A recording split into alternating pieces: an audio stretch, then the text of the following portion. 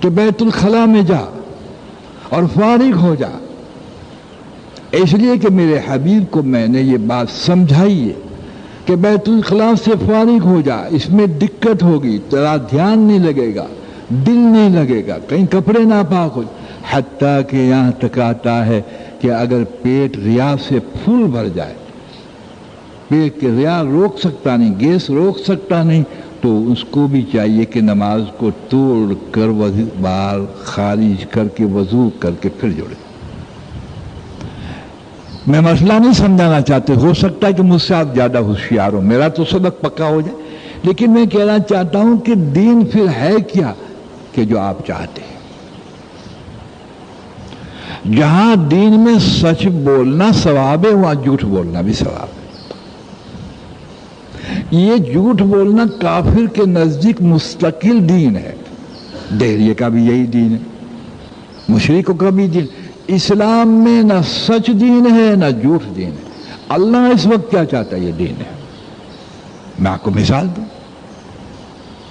جیسے آپ گھر پہ گئے نماز پڑھ کر اور آپ کے پڑوسی نے کہا کہ آپ کے جانے کے بعد آپ کی بیوی آپ کی غیبت کرتی تھی کہ ماں ہریال ایسا شوہر مل گیا ہے کہ جب سے اس کے گھر میں آئی ہوں میں تو دکھی اور واقعی اس نے بات کی۔ اس شخص نے آپ کو خبر دی اور سچ بولا، اس کو جہنم کا منہ دیکھنا پڑے گا۔ اس سچ نے میاں بیوی کے دلوں کو توڑ دیا، لیکن دوسرا پڑوسی نکلا، اس نے جھوٹ بولا کہ نہیں بابا یہ جھوٹ بولتا ہے، آپ کی بیوی تو روز ہمارے گھر آتی ہے، تعریف کرتی ہے کہ ایسا شوہر ملا، ایسا دولہا ملا، اللہ سب کو دے۔ آپ جھوٹ بولے لیکن دل جوڑ لیا، یہ جھوٹ آپ کو جنت میں لے جائے گا۔ کیا نکلا کہ اللہ اس وقت کیا چاہتا ہے؟ وہ جھوٹ نہیں کہلاتا، جھوٹ اس کو کہلاتا ہے جس سے نقصان پہنچے، سچ اس کو نہیں کہتے جس سے نفع نہ پہنچے۔ جیسے آتا ہے نا کہ اللہ ستار عیوب ہے، عیوب کو چھپانے والے ہیں، لیکن ان کی حکمت ہے، جس کا چاہے اس کا عیب کھول دے، اس کی بات میں نہیں کھولنا چاہتا۔ لیکن آپ یوں کہہ رہے ہیں کہ کسی کا عیب نہ کھولے، تو میں نے اور آپ دین کو نہ سمجھا، بلکہ جب عیب کھولنے کا، کسی کی کمی کے کھولنے کا وقت آیا تو ہم اس بات پہ جائیں گے کہ اللہ اس میں کیا چاہتے ہیں، حضور کا کیا طریقہ، بس یہی دین ہے۔ مثلا آپ کی اور میری اور کسی اور کی بیٹی کی کوئی منگنی آئی، پیغام آیا، اور آپ نے مجھ سے پوچھا کہ میری بیٹی کا پیغام فلاں بن فلاں سے ہے، تو وہ شرابی ہوگا، زانی ہوگا، اور میرے علم میں ہے، سنو، تو میں کہوں کسی کے عیب نہ کھولنا، تو یاد رکھیے اس بات کو، یہ دین نہیں ہے۔ کہتے ہیں کہ ساری زندگی اس عورت بچی کی بگڑ جائے گی، تو کہہ دے یہ شرابی، اس عیب کا کھولنا تجھے جنت میں لے جائے گا، اس لیے کہ بچی کی زندگی کو تو نے بچا دیا۔ اب یہ سمجھ ہم سے درست ہو گئی ہے، اس لیے ہم حج کا جب مسئلہ آتا ہے تو کہتے ہیں اللہ پاک ایسے دن کرے کہ ہم حج کو جائیں کہ خدا کی راہ میں نکلے۔ یہ کوئی ضروری تھوڑی ہے مولوی صاحب۔ اس لیے جس کو اللہ دین کی سمجھ نہ دے، سمجھنا اس کے ساتھ اللہ نے کوئی بھلائی نہیں کی۔ حضور صلی اللہ علیہ وسلم فرماتے ہیں جس کا مفہوم ہے جس کے ساتھ اللہ بھلائی کرتے ہیں، اس کو دین کی سمجھ کے بھلائی کرتے ہیں، اس کو موٹریں دیتے ہیں، بنگلے دیتے ہیں، حلوے کھلاتے ہیں، وہ تو کافر کو بھی کھلاتے۔ کافر کو نہ دین دیا، نہ ان کو اتنی بھی سمجھ دی کہ اللہ کیا ہے اور توحید کیا ہے اور رسالت کیا ہے۔ تو اگر مسلمان یعنی مجھ کو بھی اللہ نہ کرے، آپ کو نہ کرے، اللہ نہ کرے، دین کی سمجھ نہ دے، تو یہ سمجھ میں نہیں آتی کہ اس وقت اللہ کیا چاہتے ہیں۔ تو عبداللہ بن رواحہ جو ہمارے بڑے ہیں، ان کی اس معمولی سی کوتاہی ہمارے لیے رہبری بن گئی کہ جب یہ جذبہ کے حضور کو دیکھنا ہے، پھر دیدار ہوں گے یا نہ ہوں گے، اور یہ مسجد نبوی شریف کی جماعت ملے گی، اس پر وعید ملی 500 سال پیچھے رہ گئے۔ وعید تو ہم نہ کہہ رہے، تنبیہ ملی، 500 سال پیچھے رہ گئے۔ اس لیے ہم ترقی یوں نہیں کرتے، اس لیے کہ ہمارے ان جذباتوں میں نفس کا دخول ہوتا ہے۔ اور آپ یاد رکھیے، جیسے کوئی पिकिंग के लिए जाता है, तफरी के लिए जाता है, उन लोगों की खुशी का आलम देखिए आप। जो पिकिंग के लिए जाता है बस के अंदर, आओ गाने बजे, अल्लाह मुझे पाक कर दीजिए, आप मुंह मोड़ गए। दूसरी तरफ आए, मुझे पाक कर दीजिए। ऐसे रहमतुल्लिल आलमीन थे। न जाने मेरे आका के हक में कौन सी हिकमत अमली थी कि ये माशाल्लाह तौबा करके बच जाए, लेकिन ये हजरात घरों में बैठ के तौबा नहीं करते थे, पाक होकर तौबा करते थे। अल्लाह अल्लाह, क्योंकि संसार इसमें होना था। आपने फरमाया कि तू हामिला है, जब तक बच्चा पैदा न हो और ये बच्चा कुछ खाना न सीख ले, 2 साल हक होता है दूध पिलाने का शरीयत में, उसके बाद आओ।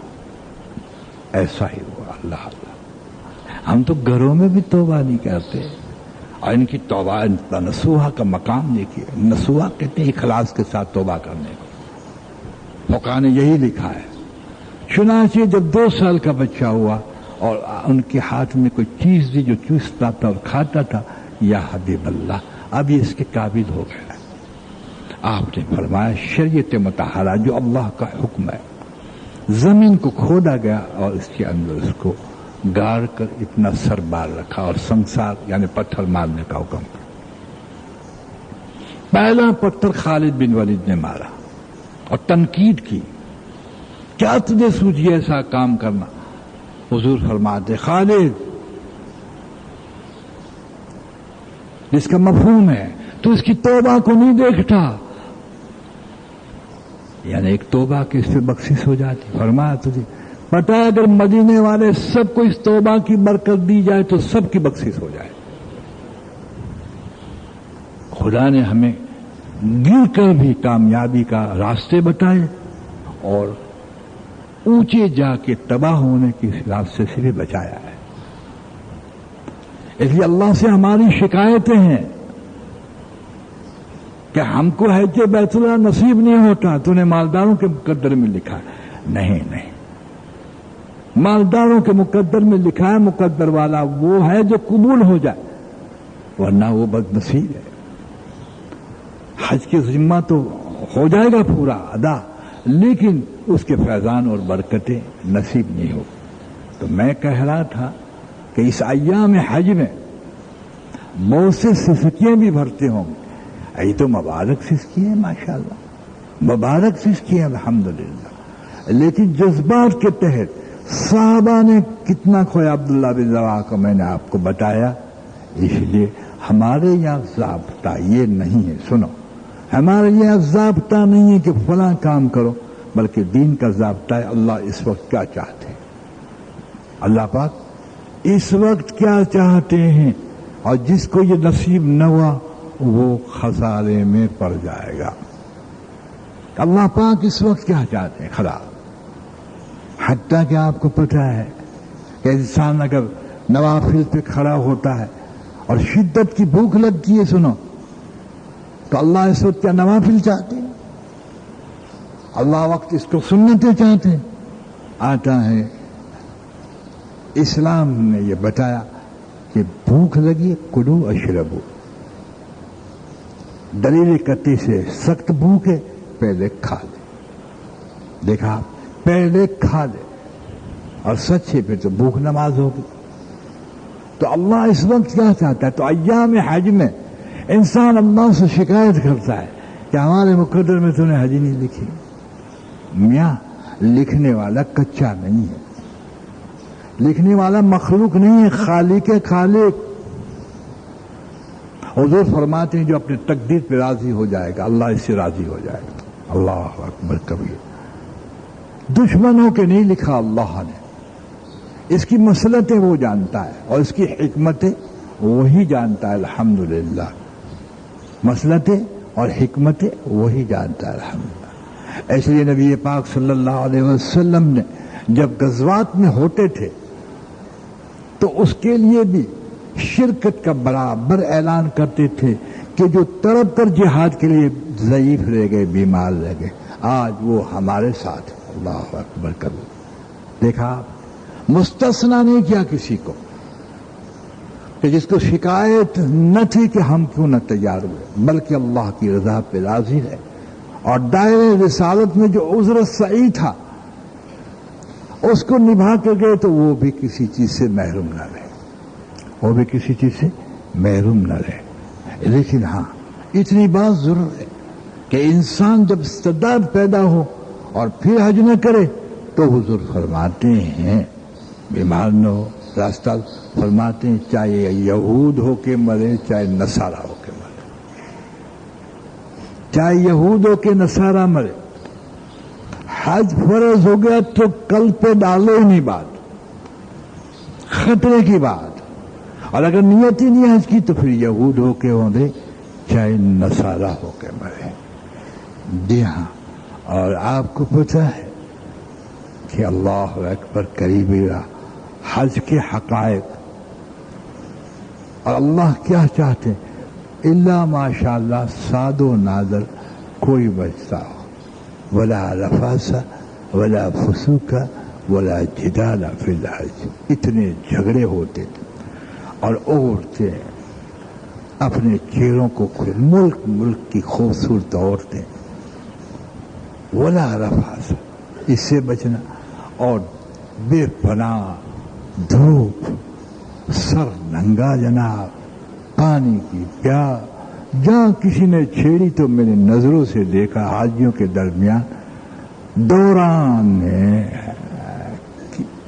احرام میں خون کے فوارے چھوٹ رہے ہیں، عیاسی کا عالم میں نے نظروں سے دیکھا، خیمے میں پتے کھیلے جاتے ہیں۔ معاف کیجیے گا، یہ آخری بات کر دوں، اس لیے اللہ رب العزت 18 سال کے بعد حج فرض کیا۔